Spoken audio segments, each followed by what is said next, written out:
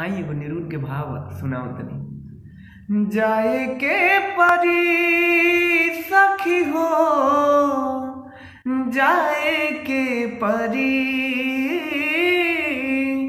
जाए के परी सखी हो, जाए के परी कि सखी हो सैया के नगरिया एक दिन जाए के पड़ी।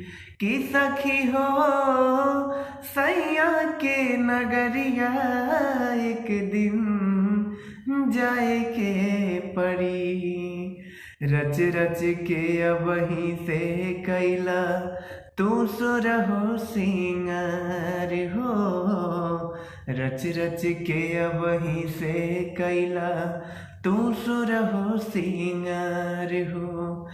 पिया न जाने कब आ जाई है, अरे संगले डोली कहार की उड़ के गौने के चुनरिया एक दिन जाए के पड़ी।